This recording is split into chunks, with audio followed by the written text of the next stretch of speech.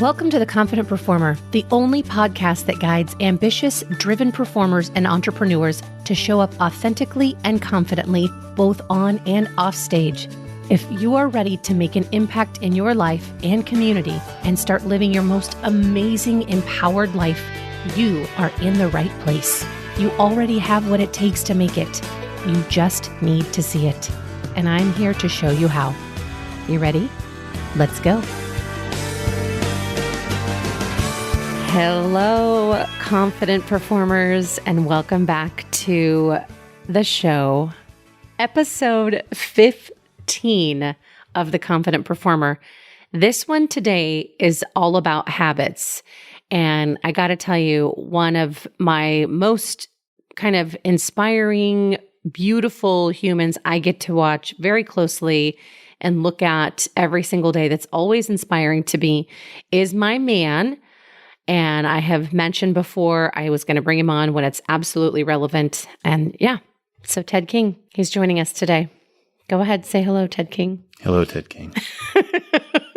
What a turd. Okay, but honestly, today we'll share a lot about his habits, his focus, some of our recommendations on things to take where you currently are to get to where you want to be, and how to change some of those challenging things that are stopping you from becoming the best version of yourself, one day or one action at a time.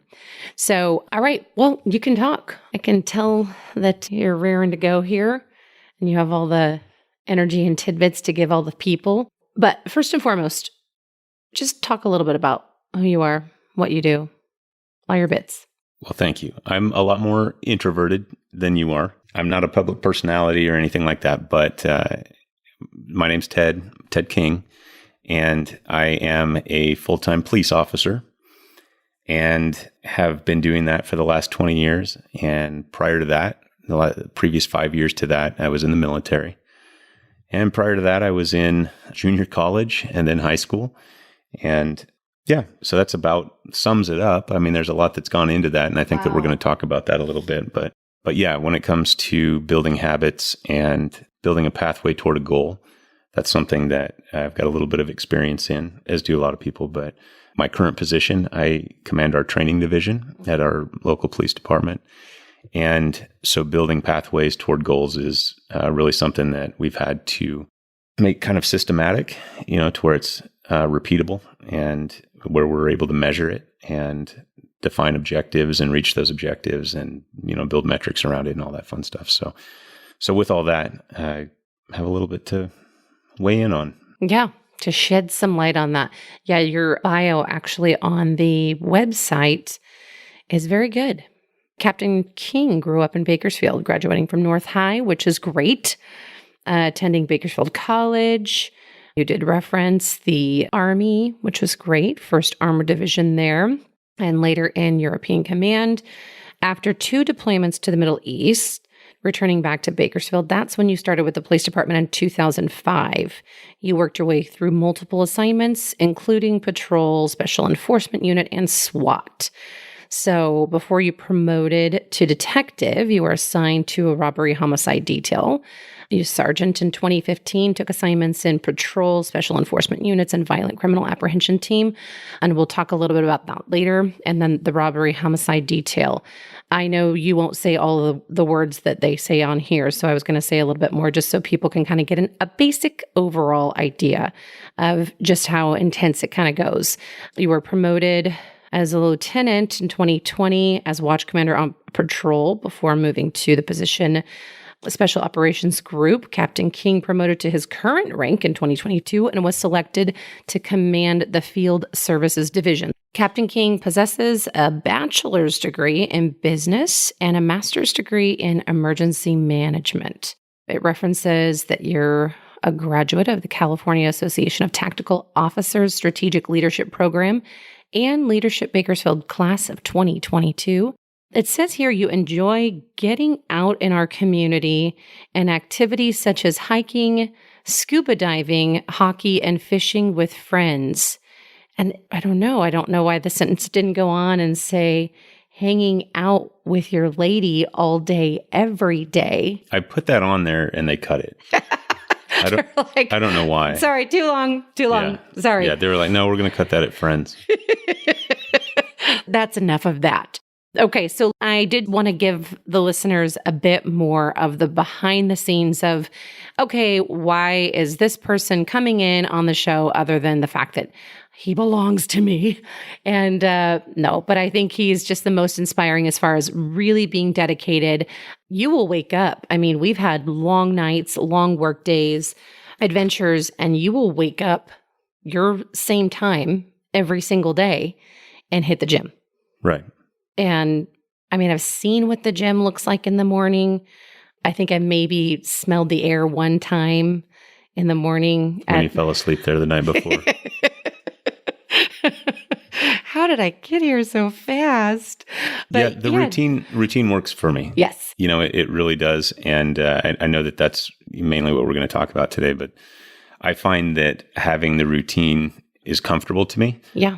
And it's predictable, it's repeatable, it's all the things. And so having a routine gives me a straight line through my day, and I can deviate a little bit here and there, but it makes me feel best if I stick to my routine. Not to a level of OCD. I mean, I do like sleeping in. I don't like getting up early every morning, but at the same time, like the work's got to get done. And so the sooner we get it done, the sooner we get to go do the things that they're a little bit more fun to do. Yeah.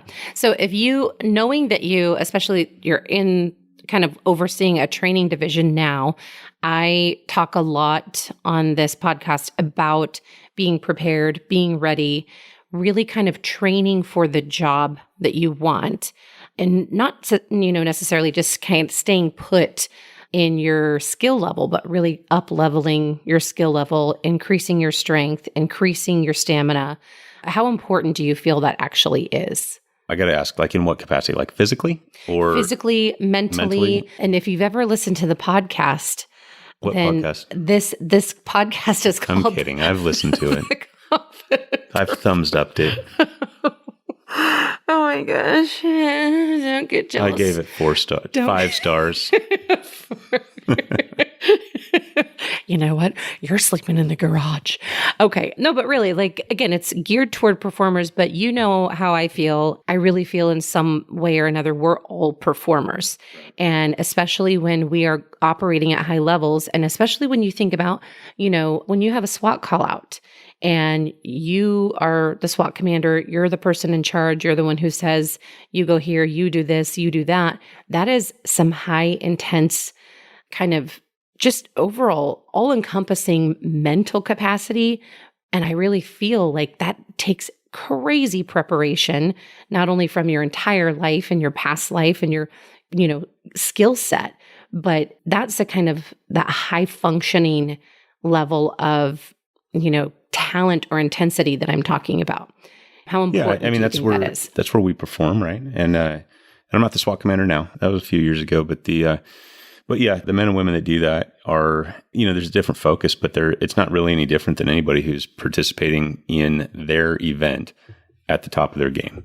So the men and women who do what I do compared to the men and women who do what you do just have a little bit different focus. I mean, really, most of the pathway is the same. And that starts with defining a goal, delineating a pathway, and then assessing your risks along the way, like what's going to keep you from getting there, and if you can train to avoid or mitigate the risks that are going to prevent you from accomplishing your goal, then you're going to be in a pretty good spot, and, there's risk. We can go down a rabbit hole on risk analysis and risk mitigation and all that stuff, because you can always think of something that's going to get in the way, but really you got to look at probably like your top 5 things, that are going to get in your way.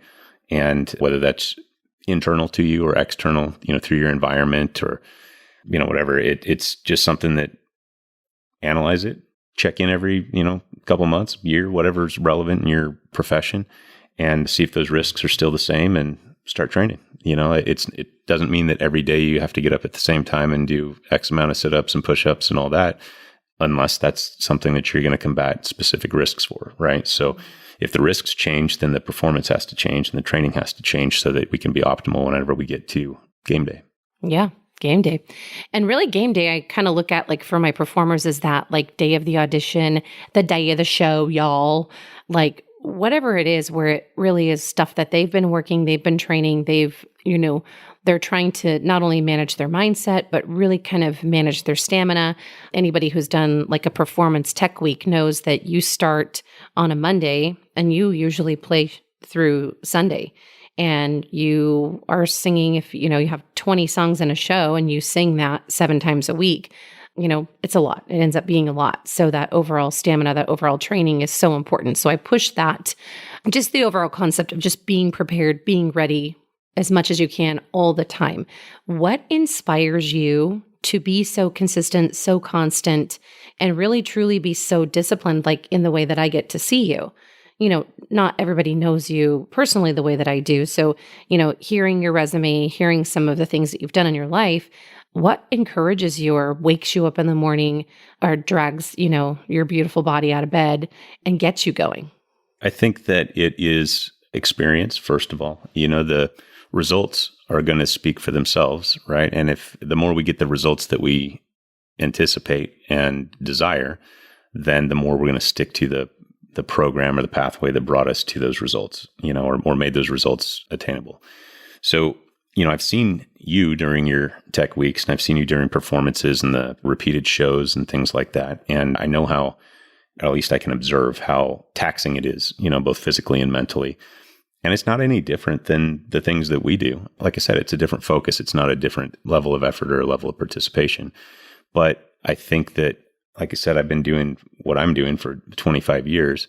And so I've gotten to see a lot of success, and I've gotten to see a whole bunch of failure, and both mine and teammates and, other teams and things like that, where I've learned from that stuff and learned that what a lack of preparation can do, and how dangerous that is to be ill prepared for the thing that you're training for, especially when the focus of that thing can be some pretty dangerous stuff.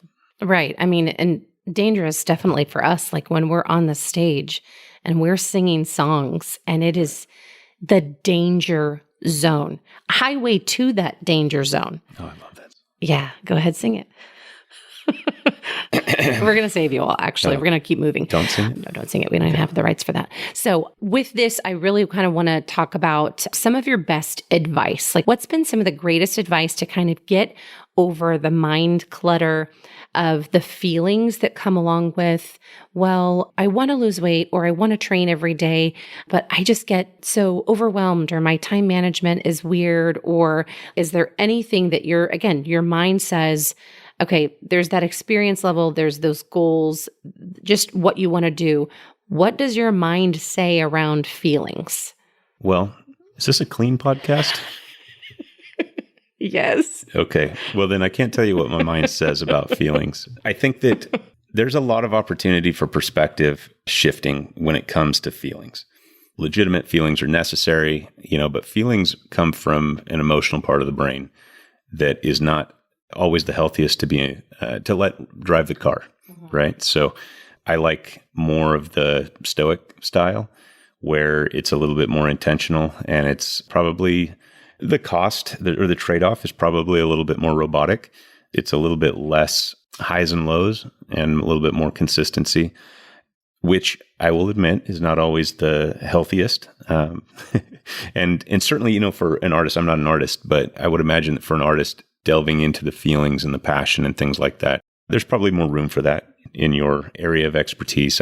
Though I think that when it comes to feelings as compared to motivation for action, right? So if your feelings are that this is overwhelming, or that I'm prepared, or that this is too big for me, or I'm not the right person, or they're not going to, whatever it is, then sorry, I got to be real careful with what I'm saying here to keep this clean.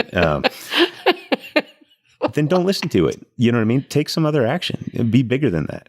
Step back, let your cognitive brain take over and say, I understand that I'm feeling this, but everybody feels this way. Even if they don't present like they feel this way, we've all had these feelings of inadequacy and imposter syndrome and things like that. The way to get around it is take action. Don't just sit there. Just say, you know what? I'm going to do it. I'm going to be uncomfortable. I'm going to be vulnerable. I'm going to be the guy that can't run on the treadmill, but I'm going to go to the gym anyway, and I'm going to walk on the treadmill until I can pick up my pace little bit by little bit by little bit until I can run on that thing. On that thing, that running thing. Okay, well, I'm glad. Thank you so much for censoring No problem. your naughty mouth.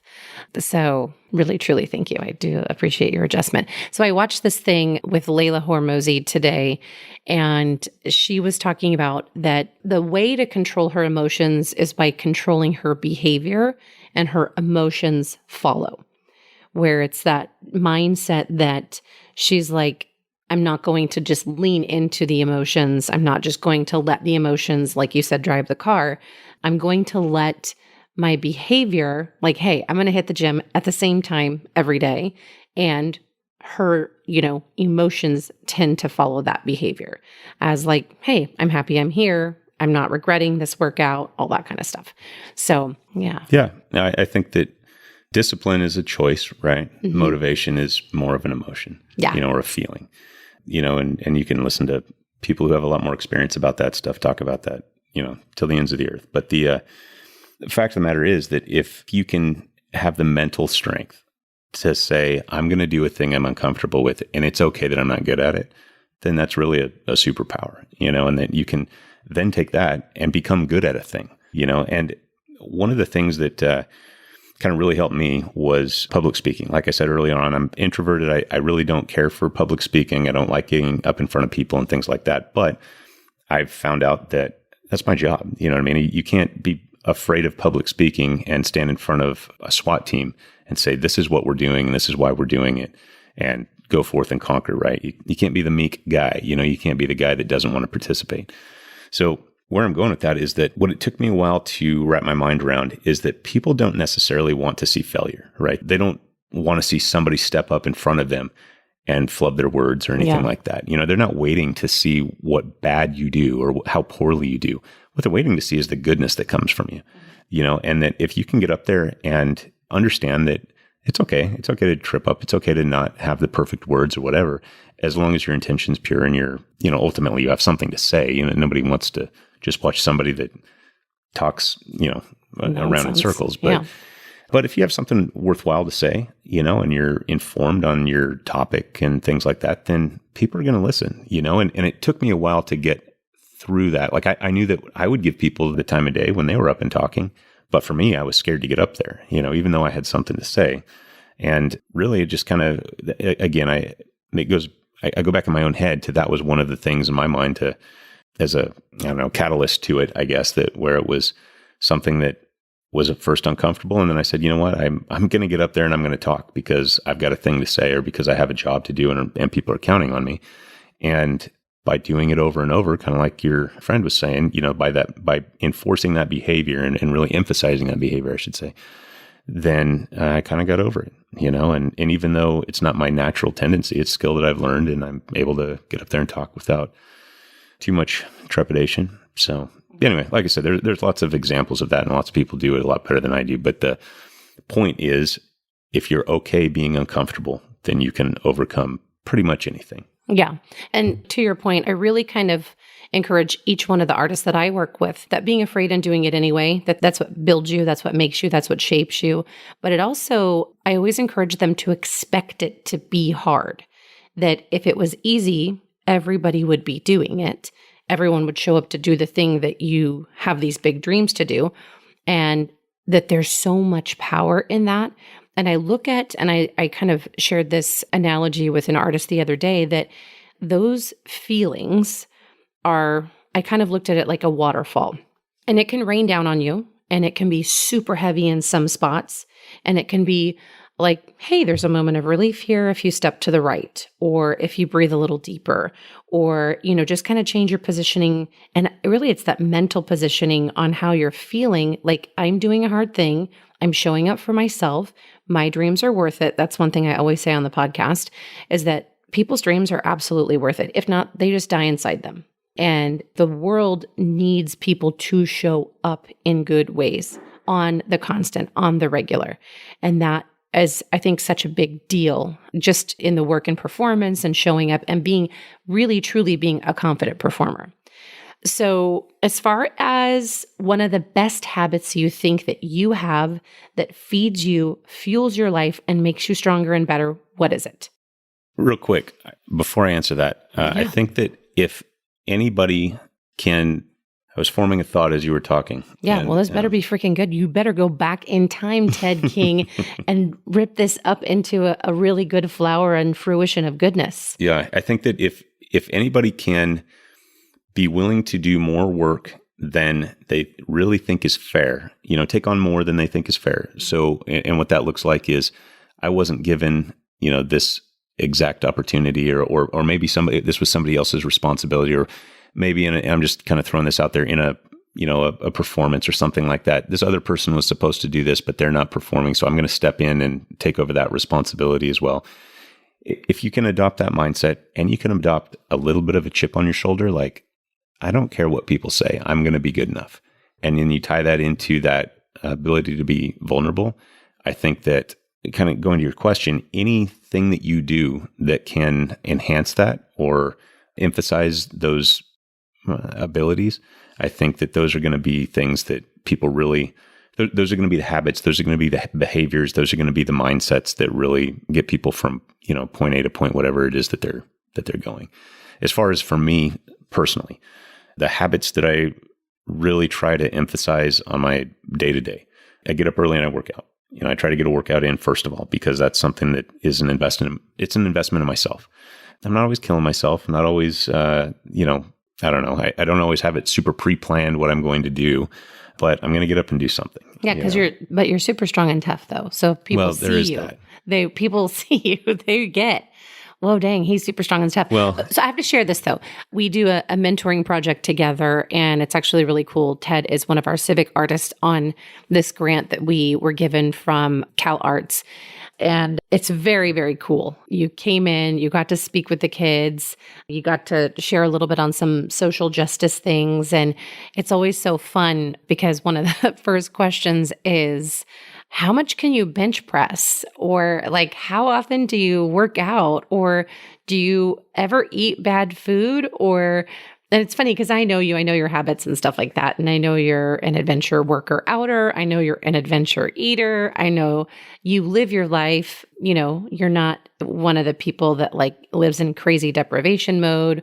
I personally feel you have a great balance to a lot of it. So I think it's just such a fun thing to watch. But so you get your workout in, and that's a must. What else? What is something that okay, this is going to make me better. I'm showing up. I'm signing on for this every day. Yeah. So I usually do a cardio-based workout to begin the day. And that just makes me feel good as I am waking up and getting to my meetings and things like that. I'm a big fan of the Huberman podcast. And so I try to adopt a little bit of that routine, by not having coffee first thing, getting some sunlight in my eyes, making sure I had, the adequate amount of sleep, things like that. Anyway, so I'll get into my workout and I kind of geek out on that a little bit with the zones, zone 2, zone 4, all that kind of cardio stuff. But then I'll get to my day and I get into the office. I start all of my days with a command staff check-in for our agency.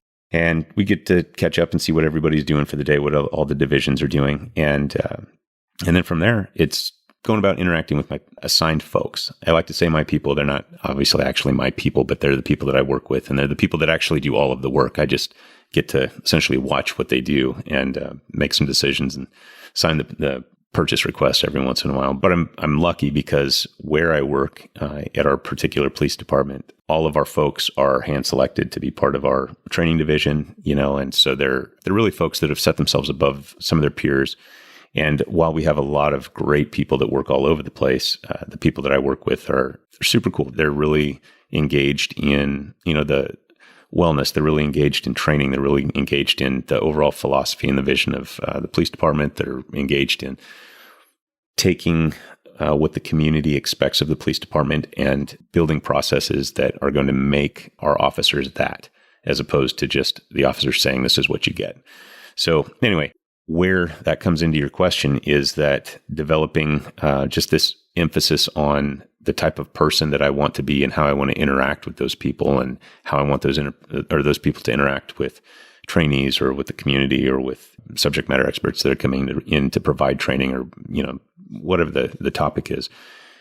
Like, we want to be cool people, you know what I mean? Like and not super cool, like wearing sunglasses all the time, but super cool in the sense that we're approachable and we're down to earth. And, if we don't know a thing, we say we don't know a thing, and we let people teach us, and, we teach people that need to be taught. And so I think that those are kind of two of the main emphases that I've got, like get up, get something done in, that way, if the rest of the day goes astray, then I've still done something for myself. I don't feel like a complete lop if I get home at the end of the day and I don't feel like doing anything else. Yeah. I do try to get 2 workouts in, I will try to get something else in the late afternoon.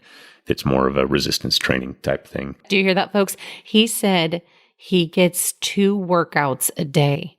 But if I can't get to that second one, I know I've already done the first one. So if I wake up and I don't get the first one, then I feel like then I've got some anxiety. Like I gotta get something done. Like you got to get your life together. I got to get my life together, and I got to get it done by 5 o'clock or 5:30 or whatever. Before the non-work life, the kids and the family and everything else take over. So before you embarrass your entire family with your only 1 workout a day. Yeah. No. So, but for me, like working in the emergency business, you don't know when the emergency's coming, right? Yeah. So, and you've been there. I mean, we've been together forever. So that phone call comes at the most inopportune time. Yeah. And, for sure. We can be planning Christmas parties, but instead so of going years. to the Christmas party, I know there's an active shooter. Exactly. So I said, well, I'm not going to your Christmas party. I'm going over here. Yeah, I know. I remember like there were a couple parties, same party, different years at Christmas time. And thank goodness my friends are loving and understanding. And it's so funny because I would just show up and yes, we RSVP'd for 2, but there happens to be an active shooter at the hospital. So I'm showing up by myself to this party. And yeah, no, that's always 2 years in a row. Same Christmas party, 2 years in a row. And I wonder if my friends thought like, sure, active. He just didn't want to come to our party. Yeah.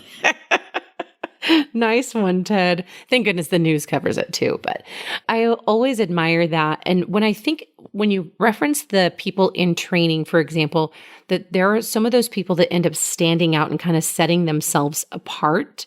And those are people that you are hand selecting. What are some of those qualities that you see in those people? And you said a little bit, you kind of shared a little bit, but what are some of the qualities that you know as a person that you strongly value that really stand out? Because when I talk to these performers, and really what I'm coaching through is being able to set yourself aside of the pack and outside of the pack in the sense where, yes, you want to obviously operate at top level, but you just want to make that mark where you're unforgettable and not unforgettable in the bad American Idol, bad auditions way, but unforgettable. Like, how could we not hire that person or cast that person? And what are some of those qualities that you kind of look for?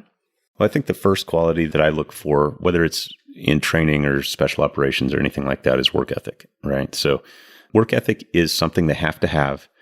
And then their character is something that we'll assess, right? So, you can have some great people that have some poor work ethics, and they're great. They're fun to talk to and they're fun to hang out with on their terms. But as far as like relying on them, they're probably not the most reliable, right? So having the people that will do the work, and like I said earlier, that are willing to take on more than their fair share of the work, those are the people I want, right? And then I want the people that have solid character and solid skills to, on top of that. But the way that I look at it is I can give you a class to build your skills, right? So if you're not good at a thing, that's okay. Just show me that you've got solid character and that your work ethic is good. And then beyond that, the skills that I'm looking for are communication. First of all, I need somebody who's got, we talked about it yesterday with the students at the school, the emotional intelligence. Some people believe in that. Some people think it's a crock, but I happen to be a believer. And I think that if you know your own condition and you can assess the person you're communicating with condition, and then you can accurately figure out how best to communicate given both of those platforms, then you're probably going to communicate pretty well. And if you can combine that skill with dedication to work ethic and a solid character, then you're probably going to be somebody who I want on my team, and then we get, a little bit more granular from there when it comes to picking people for the role. If I need somebody to lead an academy class in terms of like a picture like a drill sergeant or a drill instructor in the military. If I need a recruit training officer, like I'm also going to want somebody who's physically fit, right? I want somebody who those new trainees that want to be cops can look at and say, that's the cop. That is the example of the cop that I want to model myself after, right? I want them to be physically fit. I want them to be confident. I want them to understand how to put their uniform together and, shine their boots and iron their clothes and things like that, right? Because there's an element of that it's important at that level. Now, when it comes to who's working with subject matter experts to bring their expertise into the department to provide training to seasoned cops, I don't need that person to be as physically fit, right? I need them to understand what the need is, how we're going to measure success, and how we're addressing the data or the trends that we've encountered already that have said that we're weak in this part, or we need to enhance this part, or our maintenance is, falling on this particular skill. So I don't need somebody who's physically fit. I need somebody who can understand data, right? So I say all that to say this, that there's some foundational stuff, at the nucleus, but then there are, those outer rings. It really just depends on what the role is, so I would imagine that that's similar with performance in the sense that, I've seen lots of actors that don't look very similar, and they're getting some good work because they can represent, a person, or they can represent a feeling, or they can represent a character that is different than another character, and so we're looking for different things, and yeah. And all of that, I mean, it really truly is transferable when you think about that. It's so funny because as you're explaining, I think of it as one whole show where you do have your person who, they're your comedic relief. They don't necessarily have to be the person that's in, tip-top physical shape, and I kind of look at it in my brain, like just kind of like you're going to have even breaking down like Beauty and the Beast, for example, like you're going to have your Gastons, you're going to have your LeFous, you're going to have your Bells, you're going to have your Mrs. Potts, and, it really collectively coming together as an entire piece and really working cohesively, understanding, I referenced before in another podcast, knowing your type. In this industry, it's so important that you know your type. If you know exactly what you are capable of doing and what your role is and really the power that you bring in your type, you have people like who's thinking that Seth Rogen is like the sexiest guy that there ever was. Well, I kind of think so. You don't. Because he reminds me of my best friend, Brent Stratton. Yeah, he kind of does. But Brent's way more fit. Yeah, I was going to say, cool Brent's and funny. Super fit. Yeah, and he's very cool and he's very funny. And they have a podcast too, and their podcast is Date Night Conversations. Brent has a billion podcasts. Yeah. He does Cato training and Cato News, and he's working with South High with stuff for our local police department. Anyway, it would go down a rabbit hole, but that dude's like it's like a hero that I get to work with. He's super cool. He's really awesome. Yeah. And his lady, super awesome. Yeah. So their podcast that I do listen to, that Date Night Conversations, is cute and sweet and fun. I don't listen to that crap. Yeah, you do listen to that crap. You're going to start today. Today's the day you listen to every episode of The Confident Performer and Date Night Conversations, but The Confident Performer first. No. Yes. Okay. So I see you all the time reading all the books. Why do you read so many books? And this is for our listeners because it is so important. And it's, in my opinion, it's impressive. But why do you read so many books? Because I'm a big Stephen King fan. That's a very great answer. You know that I am a big Stephen King fan. I really do like Stephen King books. So reading is something that I did not initially care for. When I was younger, when I was in high school and then through college, I didn't really care for the reading and things like that. However, I found that it is the absolute lowest bar to entry for anything you want to do. If you want to learn about anything in the world, there is a book about it, there's an article about it, there is something about it that you can go find out. And so that, for me, a lot of times was the first step in developing an interest, kind of fueling the flames of that interest, building a passion for a thing. And then really like how you build the skills to fuel that passion. So whether it was, something like working out or shooting or leadership, like any of that stuff, there are so many smart people out there that do a great job of explaining how to do things or how to look at things or giving you different perspectives. And it's really super cool. And then, I nerd out on a lot of that leadership stuff. like the Simon Sinek's and the Daniel Pinks and, folks like that. I really like that stuff. Yeah, me too. It makes you feel good. It makes you feel good. And you're like, yeah, that's exactly the way it should be. Right. Yeah. And then when you're like, well, I'm the guy that should make it that way, then it's something where there's, this kind of reverse perspective where you start looking at yourself like, am I doing the thing that I'm doing? And a lot of times that or am I doing the thing I should be doing? Mm-hmm. I'm obviously doing the thing I'm doing, but I know you're doing it. I can see you doing it. Right. And so anyway, it's just, I think that reading is the more options you get, the more things that you can pick up from different people, then the more prepared you're going to be, or at least the more, tools in the tool belt, or however you want to say it, is the way to go. But I do find that I am a big fan of fiction writing as well. So I'll read nonfiction and, business stuff, but I also really enjoy fiction because I think that it really emphasizes the values that we in our society that we hold in esteem, right? Mm-hmm. So, the general story of the hero, right, where,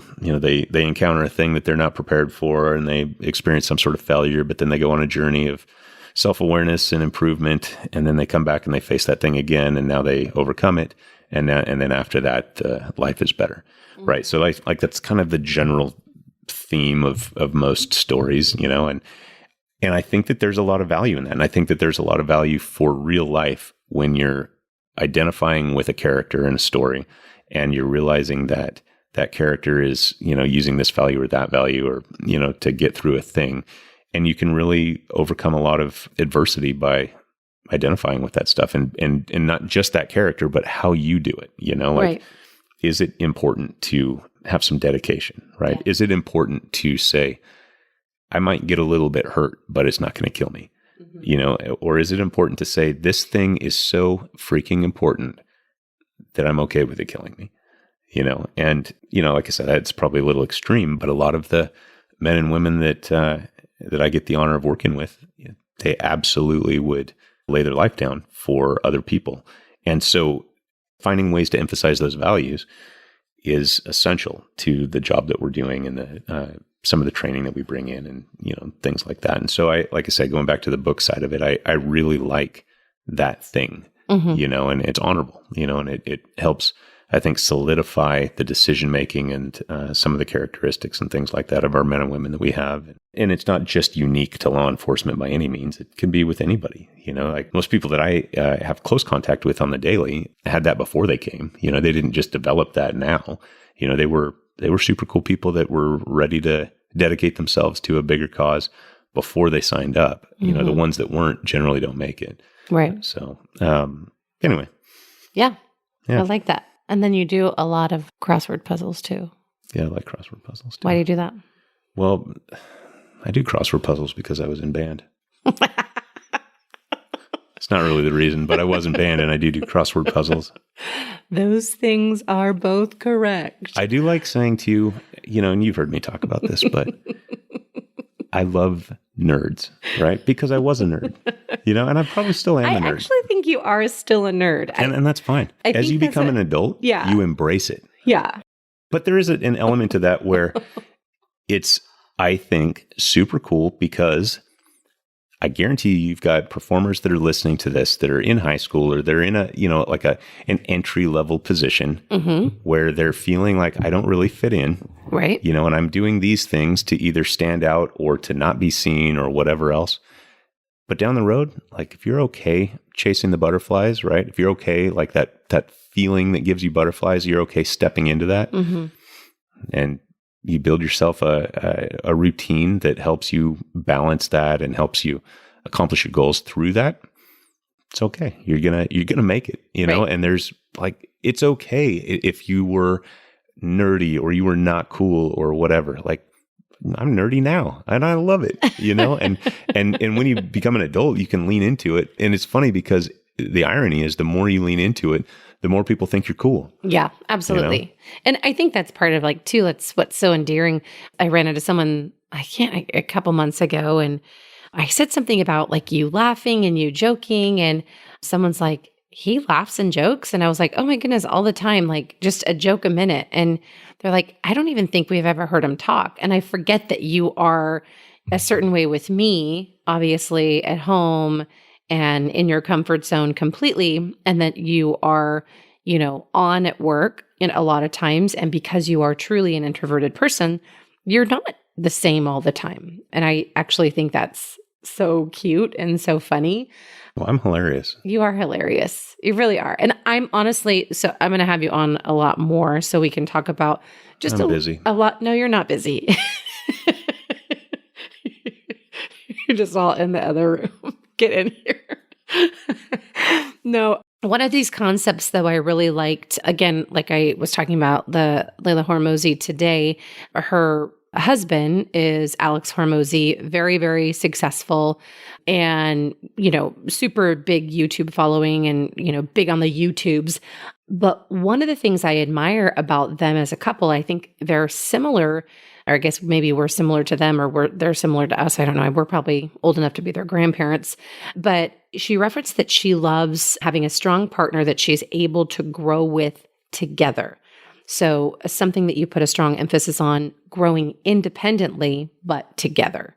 And when you think of that, and I love, we can even just add this in now because I think it's super important. Like your habits in your life are one thing, waking up, finding that time to work out, finding that time to give yourself that jump, or the leg up on the day, and really kind of connecting to what your purpose is through the day, staying focused, but then also having a partner that supports that. How important do you think that is? Like, what is your emphasis that you place on that? I think that's really a great point.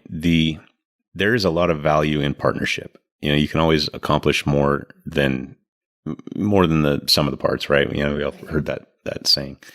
I don't need your support in everything, and you don't need my support in everything.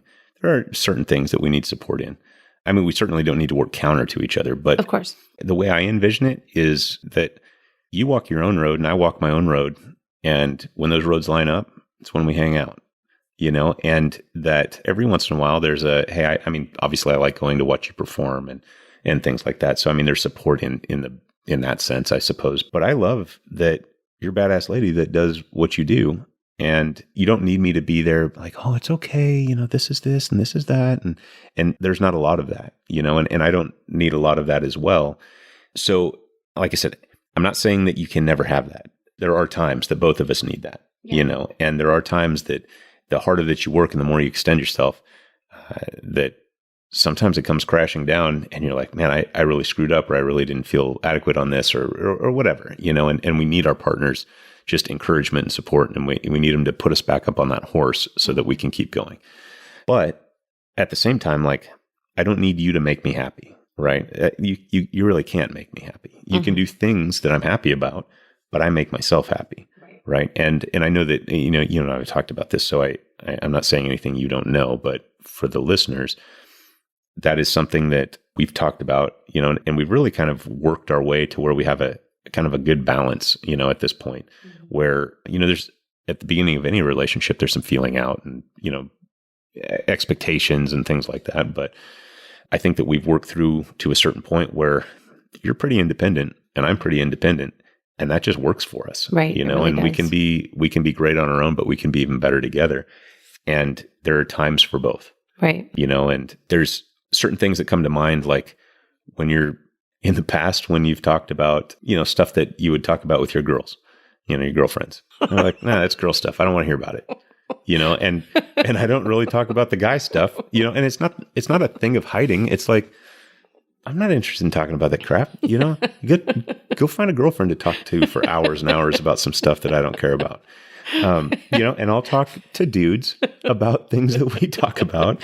And I don't know, like I said, there's always a little bit of give and take, but but I think that's important. And it's funny because I've even said that to some people, and people are like, I'll start a sentence and then he will say, is this something you should be sharing with me, or is this something you would be sharing with your girlfriends?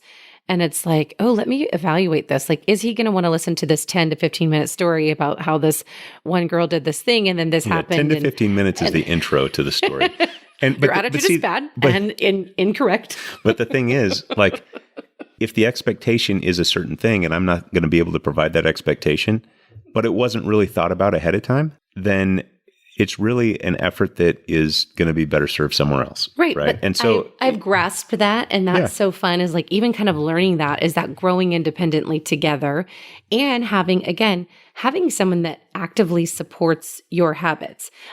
People who are in a situation that's potentially codependent, if their partner's working out twice a day and they're like, oh, I don't want you to work out twice a day. I want you to hang out with me. And it's like, how does that serve someone? that it absolutely doesn't. No.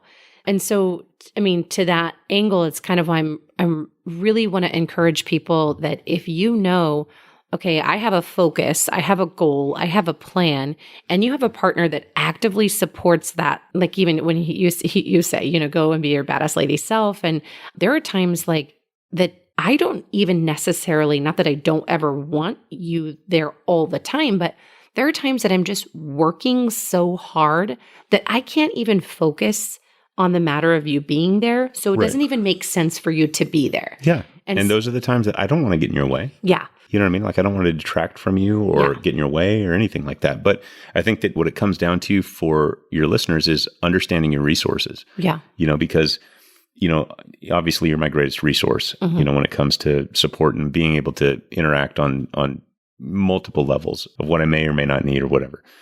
But the point is, if you're relying on a resource to do a thing it's not prepared to do, or it's ill-equipped or it's not, optimally equipped, then don't laugh at me. You're making me feel like a band nerd. But I am. You're my band But I am a band nerd and I played tuba. And I loved it. Stop whispering. Anyway, point is, if you're relying on resources, that are ill-prepared for the thing that you're relying on them for, then you're setting yourself up for failure. Yeah. Right. So find the resources that are going to give you the result that you want and rely on them for that. Yeah. Don't put all of your eggs in one basket and think, oh, this man's going to take care of me or this woman's going to take care of me or whatever. Yes. Like that's BS. Yeah, absolute BS. We do for ourselves. Yeah. Save yourself. Have a little bit of chip on your shoulder, a good work ethic, and be willing to do more than your fair share. You're going to be successful AF. Yes. And I think I love thinking about it like that because it is that same angle that if you have a partner that is also willing to do that, also willing to just stay plugged in, keep doing the work, stay consistent, stay constant, but then still, able to kind of be humble and kind of back off sometimes where it's like, oh, I totally messed that up. Or, you know what? I forgot to put any of those dates in the calendar. Or she's literally telling me that for the first time right now. She never puts anything in the calendar. So everything is a surprise, including this podcast was a surprise. It really was. It really was. And you know what? I'm just so glad he just goes with the flow because he's a sweet little angel. Right. Go on. So 10 or 15 more minutes of that. And we'll call it good. No, but truly, and I encourage every single one of, again, all my performers, any listeners, because I actually know I've gotten some feedback from people who are not performers who are listening to this podcast. This information is for everyone. And it is one of those things that my favorite thing, and I've manifested you, and your friends will kind of, give me a hard time sometimes, and they're like, no, you do your manifestation stuff and it works. It just always works. And you were one of those manifestations and it's been, This is funny because I don't believe in that crap. I think you manifest your results through your hard work. Yeah. So. No, but. I say all that. I'm not so obtuse that I wouldn't think that maybe there's some reality in there. But having positive goals, having positive mindset, and putting your work down in the right path is absolutely going to reach the goals that you want. So, I think we're probably saying a lot of the same stuff. It all is the same thing. So and that's the thing too, is that there's that foundation of like, some people are saying, the universe, some people are saying God, some people are saying connection, some people are saying the sun or the earth or whatever. And those are the things that like, we're all kind of speaking that same language. There's all that, what's bigger than us. There is that greater purpose plugging into that. But no, that's what I love that, we've been able to kind of tap into that and make our way successfully and continue to not only, grow independently together, but also continue to build together. Yeah. Yeah. And that's been pretty fun. Yeah, absolutely. No, it's been fun. That was your word. I'm going to street fight you. You're not going to street fight me. You'd lose. Just kidding. We would never fight like that. But we'd Nerf gun. Yeah, but and she'd lose that too. It'd be dangerous if I did that. But if we had a singing competition, if we karaoke battled, yes, you would beat my socks off if I was wearing socks. Don't wear socks. I'm not.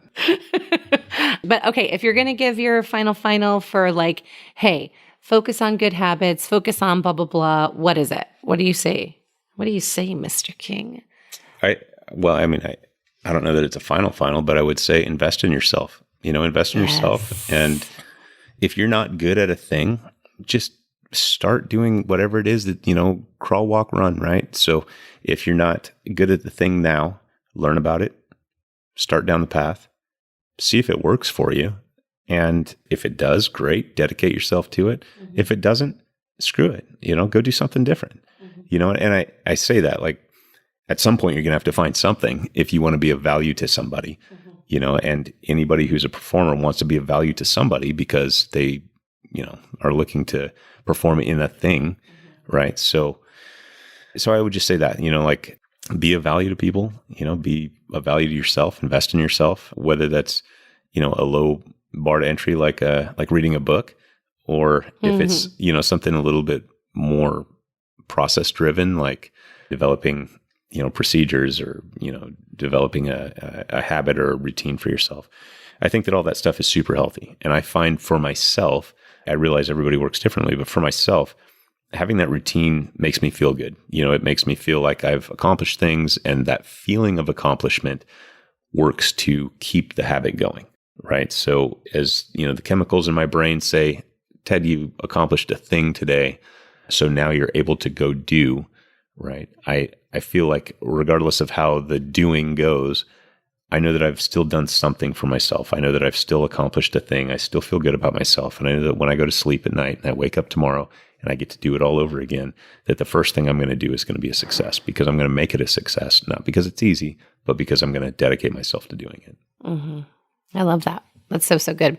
Well, thank you so much. And obviously this is not going to be your first time or your last time. First time. I guess that's what I meant to say. We have finished each other's sentences. Words. No, I meant sentences. Yeah, so cool. So slick. Such a nerd. Okay, but you're my nerd, and I'm happy you're my nerd. Thank you so much. I really, truly appreciate it. So you literally made me do this. Yes, because But I'm happy to. Yeah, we'll see pictures of you and we'll see that I'm much stronger than you. So, of course, it makes sense that I would just literally make you do it. Well, it wasn't your muscles you held over my head. Well. So or on that, was it? So on that note, thank you so much, my performers. Take care and be well. If you enjoyed today's show and don't want to worry about missing an episode, you can follow the show wherever you listen to your podcast. And if you haven't already, I would really appreciate if you could share the podcast with others who you think would benefit from it, and leave a rating and review to let me know what you think. Now, it doesn't have to be a 5-star rating, although I sure hope you love the show. I want your honest feedback so I can create an awesome podcast that provides tons of value. Visit amyadamscoaching.com/podcast launch for step-by-step instructions on how to follow, rate, and review. Thank you for listening to today's episode of The Confident Performer. If you want to learn more about living your truth and showing up as your most authentic, beautiful self, visit www.amyadamscoaching.com. See you next week.